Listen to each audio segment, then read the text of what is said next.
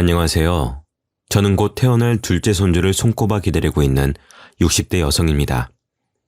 제가 지금부터 들려드릴 이야기는 현 시대와 맞지 않은 이야기일 수도 있고 아직도 뿌리 뽑혀지지 않은 남아선호 사상에 대한 이야기가 될 수도 있겠는데요. 불과 몇 년 되지 않은 이야기라 더욱 생생하게 이야기를 전해드릴 수 있을 것 같습니다. 어찌 보면 제가 겪었던 일들과 별반 다르지 않은 일들을 하나뿐인 딸이 겪게 되어 더욱 감정이 북받쳐 올랐을 수도 있어요. 제 이야기를 한번 시작해 보겠습니다.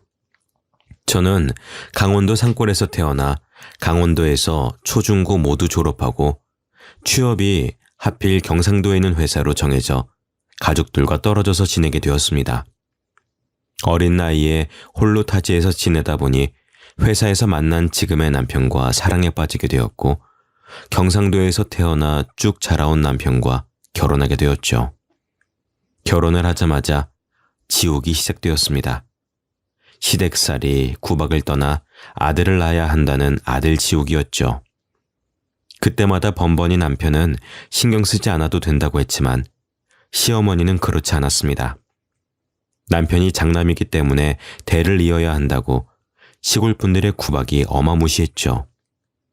강원도 시골에서 농사를 지으며 지냈던 부모님 또한 당연히 시집을 갔으면 아들을 낳아야 한다고 시댁 어르신들과 일맥상통하여 저를 괴롭게 했습니다. 남편만 유일하게 제 편이었죠. 저희는 피임을 하지 않았음에도 불구하고 아이가 생기지 않았습니다. 며느라, 이게 다 아들을 낳으려고 딸이 안 들러붙어서 아기가 안 생기는 거니까 걱정 말으라. 처음엔 오히려 아들을 낳으려고 아직 아들이 점찍어지지 않아서 그러는 거다 하시던 어머님도 1, 2년이 지나도록 아이 소식이 없자 저를 괴롭히기 시작했어요. 얘는 뭘 먹고 자랐길래 애가 안 들어서? 너 혹시 임신 못하고 그러는 거 아니야? 어? 병원 가서 검사라도 해봐야 되는 거 아니니? 그게 아니고서야 사지 멀쩡한 지지배가 애가 왜 안 들어서? 며느리 좀 냅두세. 응? 아들 하고 하도 스트레스 주니까 들어설 것도 안 들어서지. 시아버지는 그런 소리 하지도 말으라고 제 편을 들어주시긴 했지만 그것도 잠시. 5년이나 아이가 들어서지 않자 시아버지도 제게 병원은 잘 다녀보고 있느냐고 넌지시 아이에 대한 압박감을 주셨죠.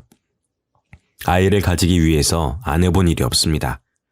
아들을 점찍어 준다고 유명한 삼신할매 무당을 찾아가서 1,000만 원짜리 굿도 해보고 부적을 사다가 백인잎 사이에 넣어두고 자기도 했고요.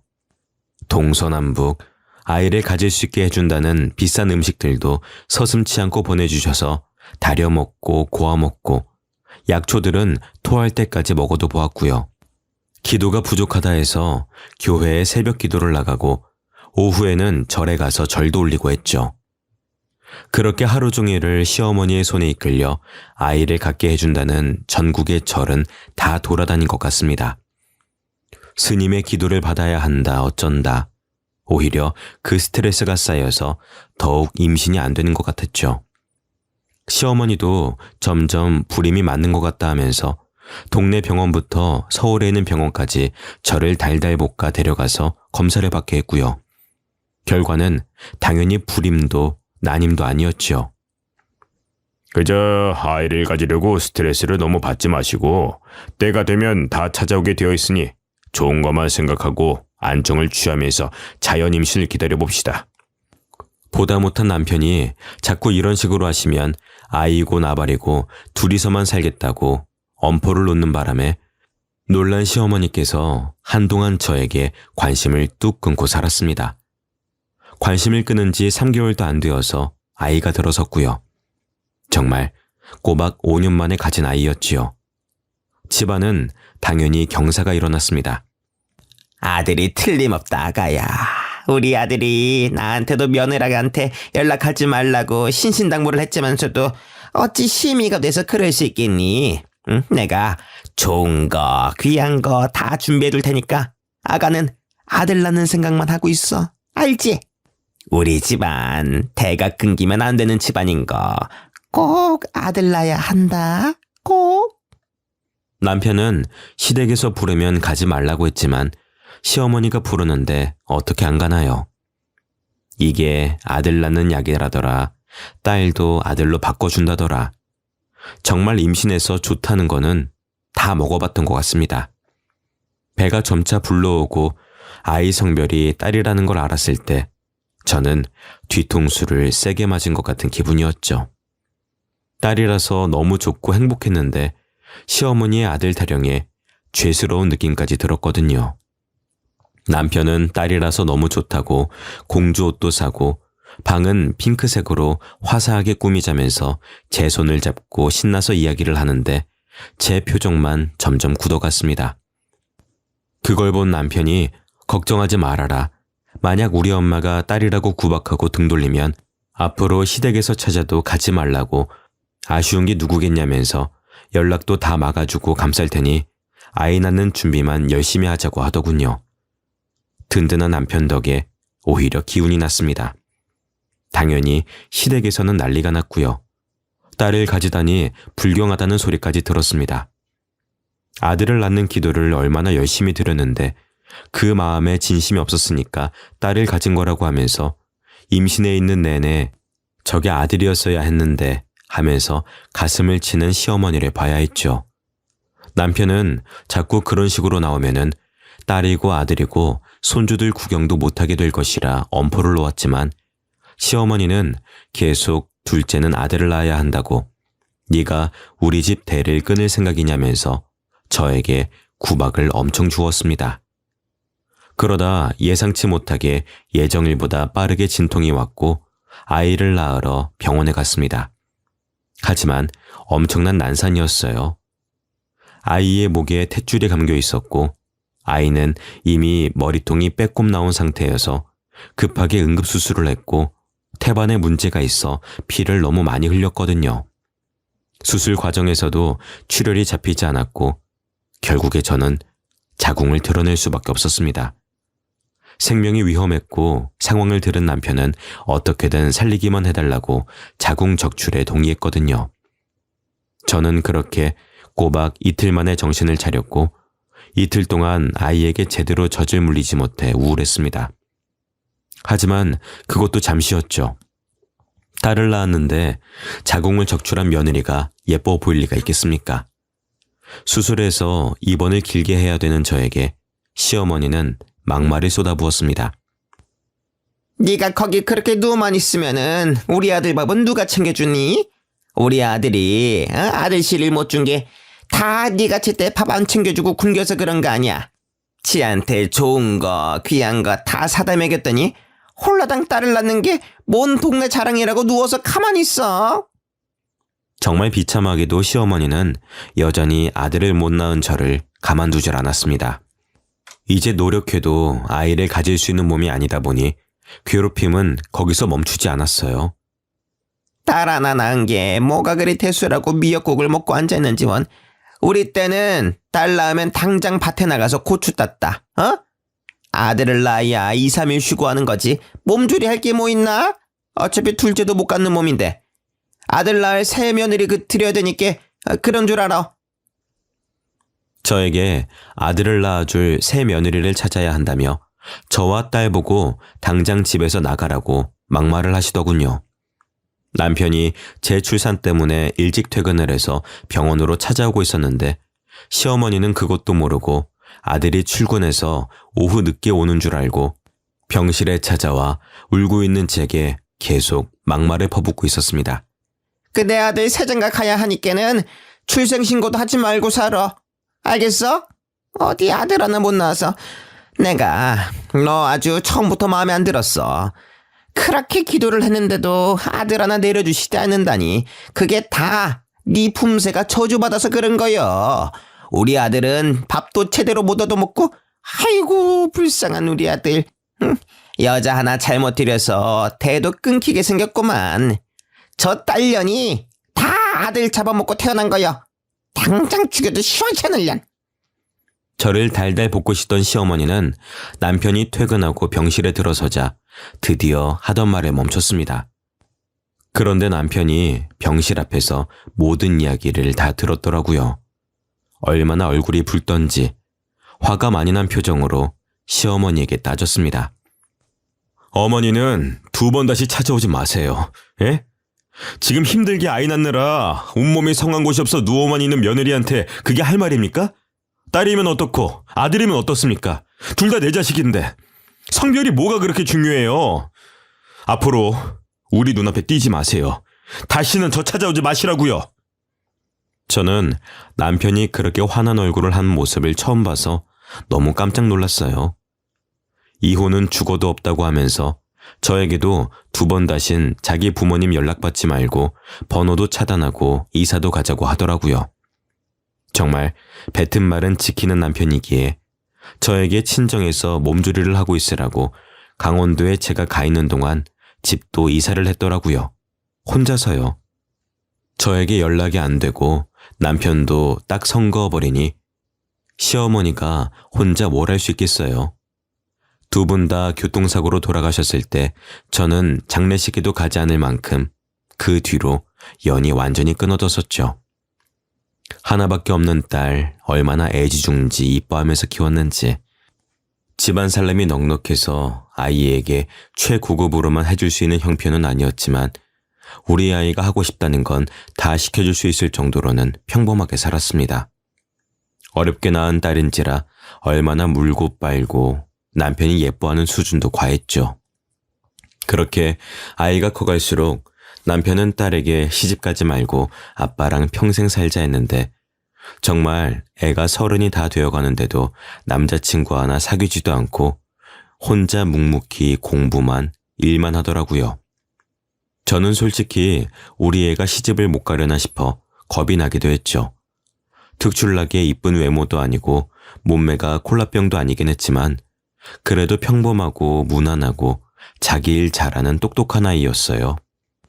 남편은 요즘 시대에 비혼이다 뭐다 많기도 한데 굳이 꼭 시집을 보내야 할 이유가 있겠냐면서 평생 같이 사는 것도 좋다고 했지만 딸 가진 엄마로서 또 그게 마음 편히 먹고 냅둘 일도 아니다 싶었죠. 대학원까지 졸업해서 자기 연구 열심히 하며 똑똑 박사로 살고 있는데 결혼을 못하면 그것도 사회에서 약간 흠이라고 생각됐기 때문이었어요. 저는 딸 나이가 30이 넘자 부랴부랴 중매쟁이들을 알아보고 다녔어요. 그 중에서도 나름 동네에서 유명한 중매쟁이에게 신신당부를 하며 부탁을 했죠. 그러자 중매쟁이가 살짝 귀뜸을 해준 선자리가 있었어요. 집이 중소기업을 운영하는 건물도 여러 채 보유한 부잣집 둘째 아들이 있는데 남자 성심도 괜찮긴 한데 시어머니가 아들을 좀 싸고 들긴 하더라고요. 어차피 딸이 똑똑이도 해서 괜찮을 것 같긴 한데 한번 만나보겠냐고요. 시어머니가 아들을 싸고 돈다는 게 영 마음이 찝찝해서 됐다고 했어요. 제가 당한 게 한두 개도 아니고. 고부간의 갈등은 없어야 결혼 생활도 순탄하게 유지가 된다는 걸 일찌감치 깨달았으니까요. 중매쟁이가 며칠 뒤에 딸내미 이야기를 슬쩍 했더니 그 집에서도 관심을 보인다면서 한번 만나보는 게 어떻겠냐고 했어요. 아니, 그 집 어머니가 아들을 너무 순수하게 착하게만 키운 것 같다고 해서 어디서 똑부러진 아가씨가 집에 들어오면 너무너무 좋을 것 같다고 하잖아. 자기는 일절 시집살이 같은 거 안 시키고 최고로 좋은 것만 해주면서 살 테니까 기회가 되면 꼭 한번 만나게 해달라고 부탁하지 뭐야. 그 집 아들이 글쎄 너무 착해서 바보 같다고 하대. 또 그런 남자 만나야 쥐어잡고 살지. 안 그래?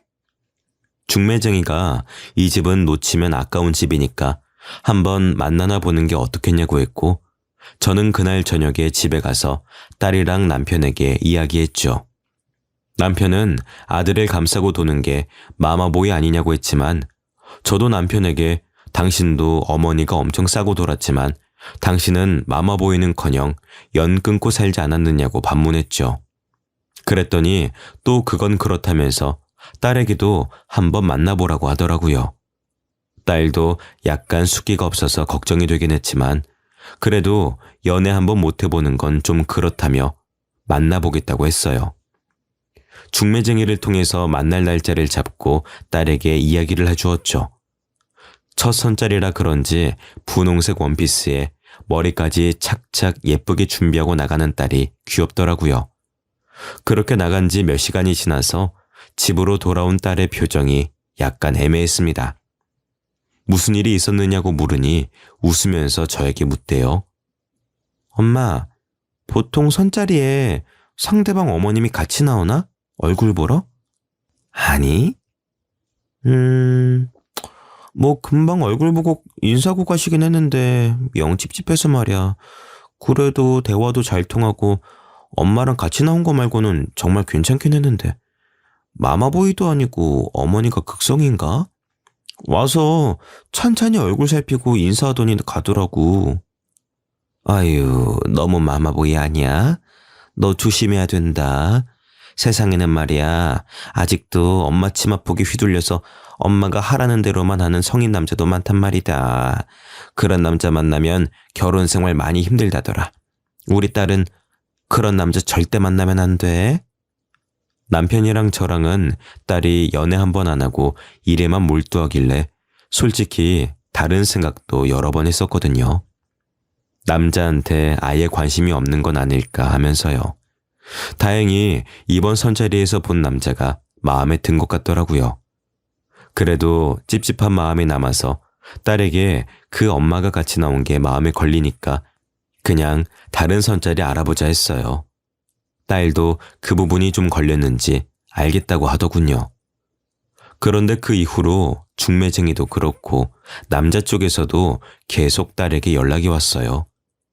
마음에 안 들었던 부분이 있었다면 고치도록 노력하겠다면서 우리 딸이 너무 마음에 들어서 그러니 몇 번만 더 만나고 그때 다시 결정해도 늦지 않는다면서요. 딸은 고민하다가 그래도 남자가 꽤 괜찮긴 했다고 만나보겠다고 했어요. 중매쟁이도 며느리 들어오면 건물도 해준다고 하고 애지중지 이뻐해주겠다고 신신당부를 했다면서 이런 집 어디 가도 없다고 부추겼죠. 딸은 두어 번 더 그 남자를 만났어요. 남자가 첫 만남에 엄마가 따라와서 많이 부담스럽지 않았느냐며 딸에게 미안하다고 연신 사과했다고 하더라고요. 본인이 집안 때문에 여자에게 당한 적도 많고 여자친구를 많이 사귀어 본 적 없어서 엄마가 많이 걱정하셔서 따라온 거라고요. 생각해보니 그 부분이 마이너스일 것 같다는 생각이 들어서 사과한다고 했다더군요. 딸은 그 진심이 보였다고 했어요. 그 이후에는 그쪽 부모님의 간섭이 전혀 없었고 남자와 대화도 잘 통하고 또 돈도 잘 쓰고 아까워하지 않는 모습이 마음에 든다고 했었고요. 딸이 그렇게 그 남자와 몇 번 데이트를 하더니 약간 곤란한 얼굴로 저와 남편에게 남자 쪽에서 우리 집에 인사를 오고 싶어 하는데 괜찮겠냐고 물어봤어요. 아니, 만난 지 몇 번이나 됐다고 벌써 집에 인사를 온다 그래? 정이야, 진짜 괜찮은 사람 맞아? 네가 남자 보는 눈이 있기를 해 연애를 많이 해보기로 했어. 아무래도 아빠 생각에는 영 별로다. 순진한 우리 정이 꼬셔다가 뭔 짓을 할지도 모르고 너무 서두르는 것도 수상하고 안 내켜. 딸은 원래 선자리가 그런 거 아니냐고 하더라고요. 선자리라는 게 어쨌든 결혼 적령기에 남녀가 결혼을 하려고 만나는 자리이기도 하니까 서두르는 것도 이해가 가긴 하더라고요. 그래서 집으로 초대를 했습니다. 부잣집 둘째 아들이라 식성이 어떨지도 모르고 조금 불편하긴 했지만 상다리가 휘어지게 음식을 차려냈죠. 남편과 둘이 열심히 차린 상이라 조금 긴장되는 마음도 들긴 했습니다. 안녕하세요. 처음 뵙겠습니다. 박상민입니다. 어서 와요. 차린 건 없지만 많이 먹어요. 아닙니다. 상다리가 부러질 것 같은데요.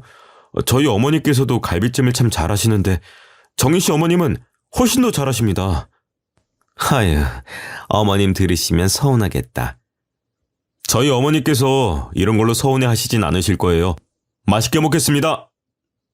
서글서글하니 생긴 것도 훤칠하게 잘생겨서 마음에 들긴 했습니다. 확실히 마마보이 같은 모습도 보이지 않더군요. 그냥 어머니를 잘 챙기는 서글한 아들 같은 느낌이었어요. 남편은 당연히 딸과 잘 지내는 모습이 탐탁치 않아 보였겠지요. 그 어릴 때부터 품에 안고 한 번도 남에게 넘겨주지 않았던 딸이니까요. 생긴 건 잘생겼는데 말하는 거나 뭐나 행동이 침착해 보이진 않는다면서 저에게 은근슬쩍 반대의 의사를 비치길래 저 정도면 훌륭하지 않느냐고 저도 말했어요. 누구를 데려와도 성에 안 찰 게 분명해서 그냥 정의가 좋다고 하면 놔두자고 했지요. 남자를 보내고 나서 딸에게 물어보았지요. 그래서 정희 너는 어쩌고 싶니? 저는 괜찮은 사람 같아요. 어차피 결혼을 전제로 한 선짜리였고 저에게는 공주님 대접을 해줘요. 그래도 만난 지 10번도 안 된 거 아니야? 그 정도는 됐을걸요? 오늘 보니 어떠세요? 어른들에게도 예의 바르고 괜찮죠? 그래. 처음에 뭐 엄마랑 같이 나왔다고 해서 영 자기 앞가림 못하는 놈일까봐 걱정됐는데 아니더라. 남편은 고작 30밖에 안 됐는데 결혼한다는 게 어불성설 같다고 했지만 그 남자를 한 번 더 보자고 했어요. 이번에는 밖에서 대접하고 싶다는 말에 불러주는 식당으로 갔더니 의리의리한 일식당집 룸을 예약했더라고요. 부잣집 아들이라더니 정말 고급진 느낌이 나는 식당이었죠. 딸에게 슬쩍 물어보니 매번 데이트할 때마다 이런 집들만 다녔다고 하대요. 우리 딸이 좋은 거 먹고 좋은 거 보고 그러면 당연히 제 기분도 좋아지죠. 그날 저녁을 함께 하면서 박상민이라는 남자는 저와 남편에게 딸과 결혼하고 싶다는 의사를 강력하게 피력하더군요. 이미 신혼집으로 점 찍어둔 집이 있다면서 혼수는 따로 준비하실 필요 없다고 본인이 가전이며 가구며 최고급으로 다 준비할 테니 정희는 몸만 오면 된다고요. 신혼집도 일부러 위치를 저희 집과 예비사돈댁 가운데로 잡았다면서 한강이 보이는 한강뷰 아파트라고 하대요. 상견례도 빠르면 빠를수록 좋다고 대신 결혼식은 우리가 원하는 대로 맞추겠다고 하더군요. 스몰 웨딩이 하고 싶으면 스몰 웨딩으로, 거대하게 하고 싶으면 5성급 호텔 결혼식장에서 하겠다고요. 대신 본인 집안이 사업을 하기 때문에 따로 축의금 없는 결혼식으로 진행하고 싶다고 했습니다. 그렇게 번갯불에 콩 구워 먹듯 만나서 상견례를 했습니다.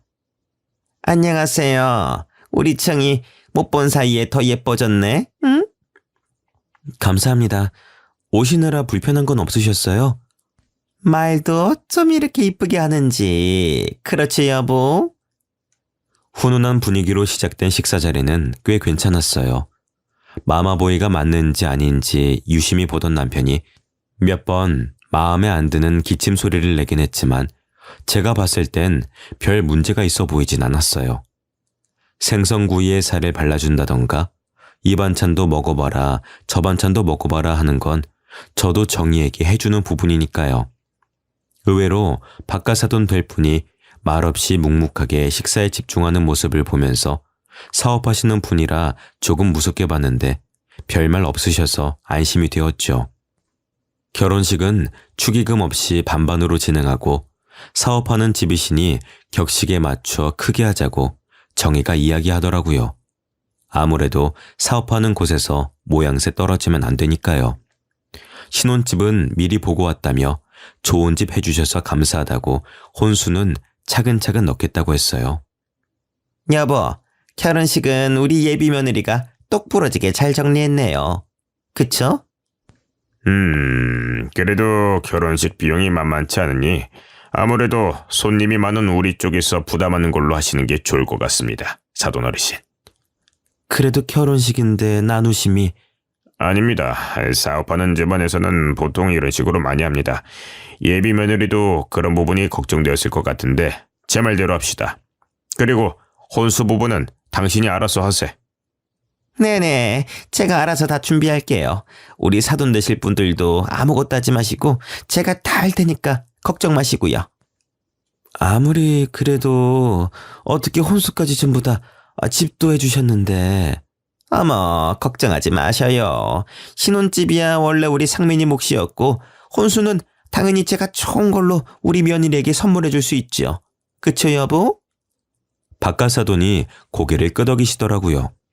저는 우리 딸이 이렇게 예쁨을 받는 줄 몰랐습니다. 귀한 손님 모시듯 해주는 예비사돈 댁에 감동을 했죠. 남편도 보아하니 그런 모습에 감동한 것 같았습니다. 우리 딸은 그렇게 사랑받는 품 안에서 결혼식을 올렸습니다. 혼수 정도는 우리가 해주겠다 했지만 정말로 시어머니 될 사람이 딸에게 카드를 쥐어주시면서 혹시라도 부모님이 혼수 이야기 꺼내면 이 카드로 결제하라고 그랬다고 하더군요.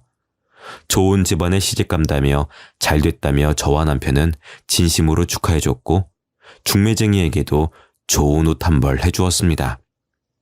결혼식 당일에도 화려하게 꾸며진 신부 대기실을 보니 마음이 놓이더군요. 생화로 가득 꾸며진 대기실에 딱 가운데 앉아있는 딸을 보니 너무나도 예쁘고 좋았습니다. 사위의 형네 부부는 그날 처음 봤네요. 차가운 인상에 사위와 닮지 않은 우직한 외모가 조금 겁나기도 했지만 결혼식에 별 관심이 없는지 인사만 나누고 식장에 들어가더군요.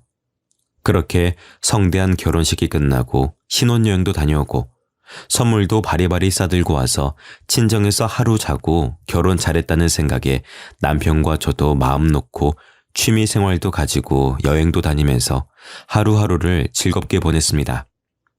처음에는 매일같이 연락 오던 딸도 신혼의 재미를 느낀 건지 점차 연락이 줄더라고요. 그래도 좋은 게 좋은 거라 가만 냅뒀는데 몇 주 지나서 연락 온 딸 목소리에 영 힘이 없었습니다. 무슨 일 있냐고 물어보니 별일은 없는데 이곳저곳 인사도 하러 돌아다니고 어머님이랑 자주 나가다 보니 지친다고 하더라고요. 밥이나 한 끼 사 먹이자 싶어서 남편과 함께 딸을 만났는데 딸이 웬 한약을 먹고 있더라고요. 무슨 약이냐 물어보니까 아기가 잘 들어서는 한약이라고 시댁에서 일찍 아이를 가지는 게 탈도 없고 아이도 건강하다면서 하루빨리 임신하라고 한다고 하대요. 남편은 오히려 손주 생각에 살짝 들떠 보였지만 저는 워낙 당한 게 있었던 터라 딸에게 너무 무리하지 말라고 아이는 다 때가 되면 들어서는 거니까 싫은 건 싫다고 말하라고 했어요. 하지만 딸도 너무 나이 들어서 아이를 낳으면 체력적으로 힘든 건 맞는 것 같다면서 생각해서 지어주신 비싼 보약이라 빼먹지 않고 먹고 있다고 하더라고요. 그렇게 또 한 주가 흐르고 딸이랑 백화점이나 갈까 싶어 전화를 해보니 부산에 와 있다고 하더라고요. 부산? 거기까지는 무슨 일로 갔어? 박서방이랑 여행이라도 간 거야? 신혼 좋으네. 아니야 엄마. 나 지금 시어머니랑 절에 기도하러 왔어. 아이가 들어서는 기도라나 뭐라나. 무릎 아프고 허리도 아프긴 한데 시어머니가 꼭 기도를 드려야 건강하게 아이가 들어선다고 그러셔서. 뭐라고? 아니 아이는 알아서 때 되면 생기는 거지. 당장 안써 좀 바꿔봐. 내가 왜 우리 딸 스트레스 주냐고 한마디라도 해야지. 난 또 사위랑 알콩달콩 여행이라도 간 줄 알았더니. 딸에게 성질을 부리며 안사돈을 바꾸라고 하니 옆에 있던 안사돈이 전화를 받더라고요. 그래서 딸 너무 고생시키지 말라고 한마디 했습니다. 사돈, 아이는 자고로 기다리면 다 들어옵니다. 스트레스 받으면 될 것도 안 되는 거 모르십니까? 다 알죠. 그냥 해볼 수 있는 건 다 해보는 거죠. 1, 2년만 더 지나도 노산에 검사할 게 한두 개가 아닌데 우리 첫째 며느리 보니까 30 훌쩍 넘겨 애 낳으니 보통 힘든 게 아니더이다. 아이도 빨리 낳아야 우리 바깥 양반도 사업체도 물려주고 우리도 노후 즐기면서 살 수 있지 않겠나요, 사돈어른? 통화를 하다 보니 우리 시어머니처럼 아들 타령도 아니고 다 우리 딸 정의를 걱정해서 하는 말 같아 저도 다짜고짜 화를 낸 게 조금 죄송하더군요. 서로 오해를 잘 풀고 통화를 끝냈습니다. 딸이 스트레스 받지 않게만 잘 해달라 하니 전국의 산의 진미는 다 먹으면서 스트레스 받지 않게 노력하고 있으니 좀 더 지켜봐달라고 하대요. 알겠습니다 하고 끊었어요. 딸이 보고 싶어 간간히 데이트하자고 연락해도 딸이 늘 바빠 직장도 그만뒀으면서 뭐가 그리 바쁘냐 물어보니 시어머니가 운동도 해야 몸이 튼튼해져서 아이가 잘생긴다고 했다며 요가, 필라테스 이런 데를 VIP권으로 끊어줬다고 합디다. 그래서 1:1 개인 레슨도 받고 한다고요. 꼬박꼬박 한약 먹는 것도 체크하신다고 딸이 조금 힘들어하길래 천천히 아이를 낳고 싶으면 시댁에 잘 말해보라 했어요. 그러니 거절하기 어렵게 좋은 것만 해준다고 힘없이 말하더라고요. 제가 결국은 다시 안사돈에게 전화를 걸어 잘 설명했습니다. 그랬더니 또 똑같은 소리를 하더군요. 본인들은 늙어서 후계자가 필요하고 일찌감치 준비를 해야 기업도 줄줄이 일 게 아니냐고요. 저는 결혼식장에서 봤던 첫째 아들이 생각나서 사위에게 형이 있지 않느냐고 형님네가 물려받는 게 아니냐고 물어보니 갑자기 안사돈 목소리가 커지면서 저에게 버럭 화를 내더라고요. 아니 무슨 소리를 하시는 거예요? 우리 상민이가 당연히 물려받을 기업인데 첫째가 뭐가 잘나서 기업을 물려받는다는 그런 소리를 해서 부정타게 해요? 우리 상민이가 물려받을 거예요. 그런 소리 하지도 입에 올리지도 마세요. 아시겠어요? 저는 그 말에 조금 찝찝했어요. 첫째가 있는데 굳이 둘째에게 물려줘야 하는 건 뭐며 내가 첫째 이야기를 했다고 사돈이 부정탄다는 말은 또 뭘까 싶었어요. 결국 그 노력을 한 지 1년 만에 딸에게 새 생명이 찾아왔습니다. 딸이 임신했다는 소리에 한달음 달려가 뭐 먹고 싶은 건 없느냐, 몸이 불편하진 않느냐 했더니 괜찮다고 행복에 젖어 있더군요. 아무래도 몸보신은 제대로 시켜줘야 할 것 같아서 입덧은 없느냐, 뭐 좀 해다가 갖다 줄까 하니 됐다고 하길래 서운했습니다. 임신한 딸이 보고 싶어서 집으로 찾아가겠다고 하니 오지 말라고 하더군요. 알고 보니 시어머니께서 임신 소식을 알린 이후 집에 아예 짐 싸들고 눌러앉았다고 했어요. 저는 덜컥 겁이 났죠. 고부간의 갈등이 아무리 없었더라도 같이 사는 건 말이 다르니까요. 내가 가서 쫓아내줄까 하고 물어보니 스트레스도 안 주고 먹고 싶은 거 사고 싶은 거 다 사주시는데 엄마 오면 괜히 좀 서로 불편한 상황이 될 것 같다고 밖에서 보자고 하더라고요. 너무너무 섭섭했지만 이미 시집간 딸인데 어쩌냐며 남편도 우리끼리 재미나게 지내자고 했어요. 그렇게 10달이 꼬박 지나고 예정일보다 조금 이르게 진통이 왔다는 소식에 병원으로 달려가니 저와 비슷하게 아이가 아무리 힘을 줘도 안 나온다고 하대요. 하루가 지나도 나온다는 소식은 없고 딸아이 얼굴은 점차 지쳐가는 게 보이고 저는 수술이라도 시키자고 했어요. 제가 힘들게 딸을 낳아서 그런지 못 보겠더라고요. 근데 사위가 절대 안 된다고 하더군요. 수술해서 낳는 것보다 자연분만이 훨씬 아이에게 좋다고요. 저는 그거 다 옛날 말이다. 저렇게 아파하는데 당연히 수술해야 된다면서 계속 말했지만 결국 이틀을 꼬박 앓고 딸은 손주를 낳았습니다. 뽀얗고 어여쁜 딸이었어요. 박서방, 어여쁜 딸일세. 아휴, 저 신생아실 안에서 울고 있는 것 봐. 아이고, 우리 정이가 아이를 낳다니. 죄송하지만 저는 출근해야 해서 가보겠습니다. 딸아이가 세상 밖으로 나와 울고 있는데 출근해야 된다고 사라지는 사위를 보면서 얼마나 황당했는지요. 옆에 지키고 있던 안사돈도 어느새 보니까 사라지고 없더군요. 거기서 일찌감치 알아보고 이혼을 시켰어야 했는데 아직도 그게 후회로 남습니다. 세상에 이렇게나 어이가 없을 수 없었지만 일단 딸아이가 오랜 시간 진통을 겪었고 뼈 마디마디가 아프다는 말에 제가 옆에서 몸조리를 3일간 도와주었죠. 병원에서 퇴원하는 날도 바쁘다는 사위의 말에 저와 남편이 직접 예약해 두었다는 조리원으로 딸을 데려다 주었습니다. 그래도 사돈 어른이 예약해준 조리원이라 그런지 궁전처럼 으리으리하대요.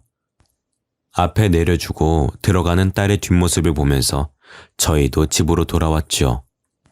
아무리 조리원 음식이 잘 나온다 해도 엄마 손맛만큼 좋으려나 싶어서 가서 미역국만 전해주고 올 생각에 바리바리 한솥을 끓여 조리원 앞으로 갔죠. 앞에 안내해 주시는 분께 이정희 산모라는 분께 좀 전해주세요 하고 미역국을 전하는데 갸우뚱하더라고요. 이정이라는 산모님은 안 계시는데 그때 조리원 오신 지 이틀 만에 퇴소하셨어요. 무슨 착오가 있는 거 아니에요? 여기 3주 예약했다고 했는데. 네, 맞아요. 처음에 3주 예약하셨는데 다음날 바로 어머님이 찾아와서 당장 퇴소하겠다고 난리를 치셔서 혹시 관계가 어떻게 되시는지요? 제가 친정어머니예요. 그때 그분이 시어머니신가?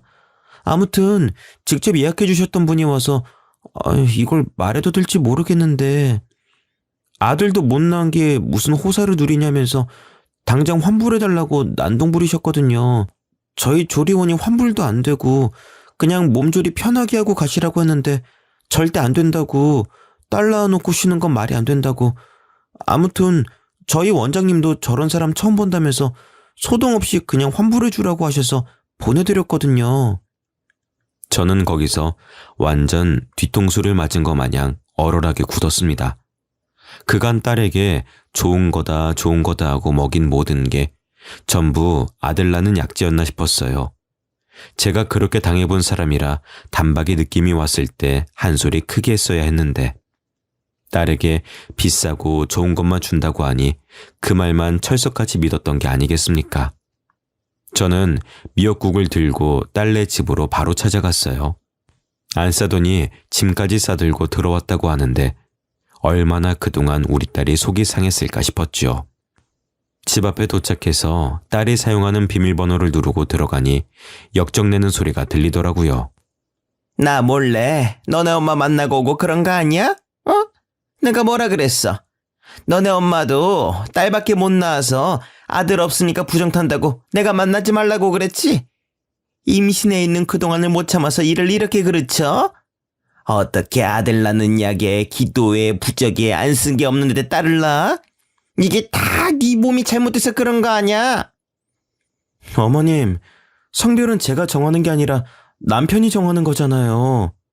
어마어마어마, 이거 말하는 것 좀 봐. 네가 정확하게 아들 정자를 골라서 받았어야 했을 거 아니야. 여자가 돼가지고 그런 정자 하나 제대로 못 골라내고 덜컥 딸을 갖는 게 말이 돼? 저는 더 이상 듣지 못하겠어서 달려가 안싸돈의 팔을 확 잡아챘죠. 지금 우리 귀한 딸한테 무슨 소리를 하시는 겁니까, 사돈? 비밀번호도 알아요? 이거 봐. 내가 그렇게 아들 낳아야 된다고 부정 타는 거 만나지도 말랬더니 내가 와서 감시를 하면 뭐해? 내가 모르는 사이에 이렇게 왔다 갔다 하면서 다 만나고 있었네. 내가 그렇게까지 아들 낳아야 된다고 마음가짐 바로 먹고 노력하라고 했는데도 그 말을 안 들어서? 아니, 지엄이 만나는 게 어떻게 부정 타는 일입니까? 사돈댁, 말은 바로 합시다. 아들 낳아봤어요? 우리 집은 아들이 중요하단 말입니다.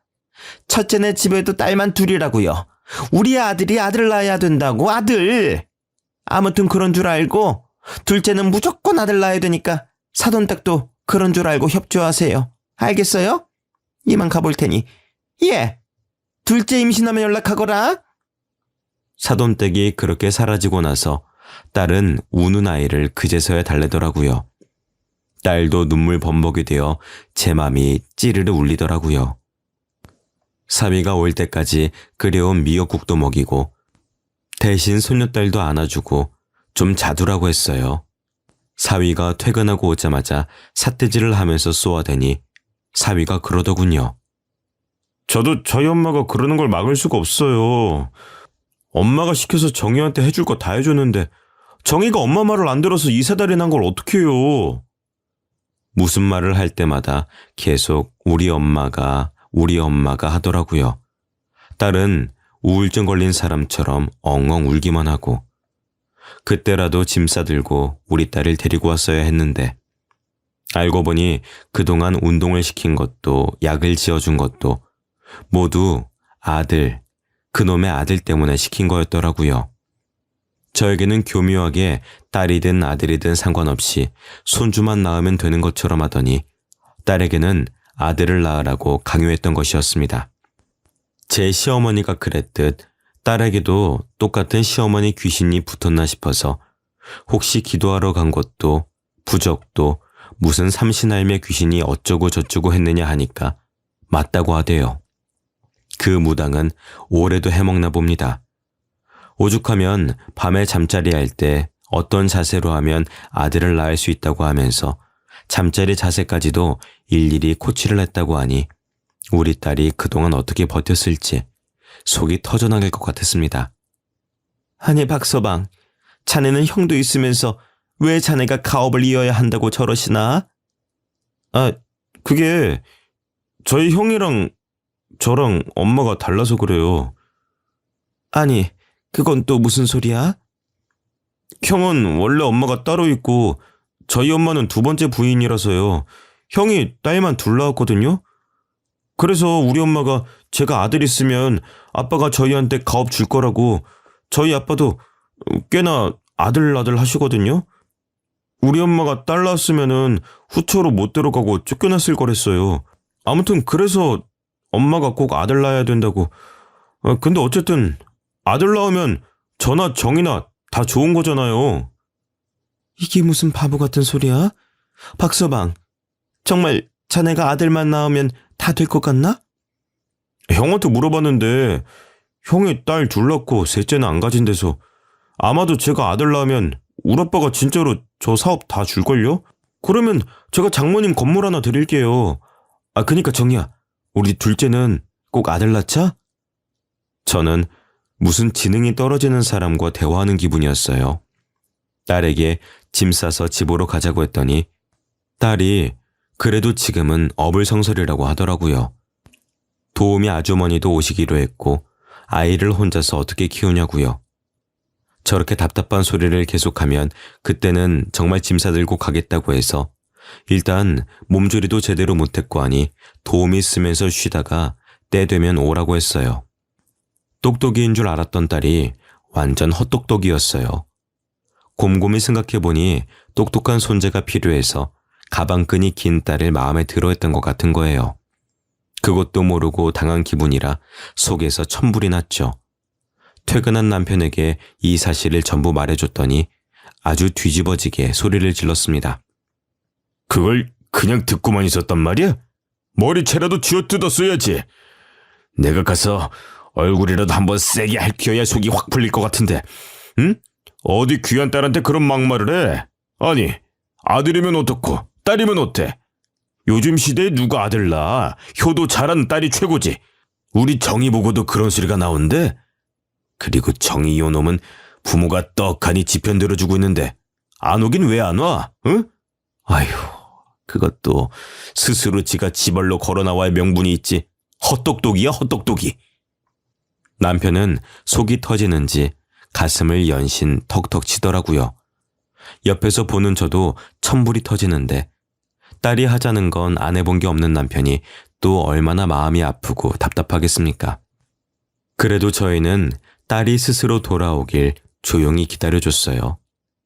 그러던 어느 날 모유 수유를 잘하고 있는 줄 알았는데 딸이 덜컥 둘째를 임신했다고 하더라고요. 저는 눈앞이 깜깜해졌어요. 모유 수유를 하는 동안 생리를 안 해서 피임 없이 관계를 가졌는데 덜컥 임신했다고요. 딸도 바보 같았어요. 그래도 뭐 어쩌겠어요. 다행히 둘째를 임신하자 사위가 다시 극진히 딸을 모시고 다니더라고요. 이번에도 딸이면 어떡하지 하고 고민하는 딸에게 딸 낳아서 구박받을 것 같으면 이혼하고 집으로 돌아와라 하고 든든하게 말해주었지요. 시댁에서는 벌써 아들이라면서 잔치가 열렸다고 했어요. 들어보니 아들 낳는 날이라고 오늘 꼭 피임 없이 관계해라 한 날 애가 들어섰다고 했어요. 저는 정말 딸의 머리통을 콱 쥐어받고 싶었지만 참았습니다. 아니나 다를까 안 싸더니 다시 짐 싸들고 신혼집으로 찾아왔다고 했어요. 이번에는 대놓고 저보고 절대로 집에 찾아오지 말고 임신한 며느리도 만나지 말라고 하대요. 아들 낳아야 된다고 부정탄다고요. 저는 딸에게도 혹시 모르니 너네 시엄마가 막말을 하거든 녹음 다 떠두라고 했어요. 저도 안싸돈에게 전화해서 스트레스 주지 말라고 일러두었지요.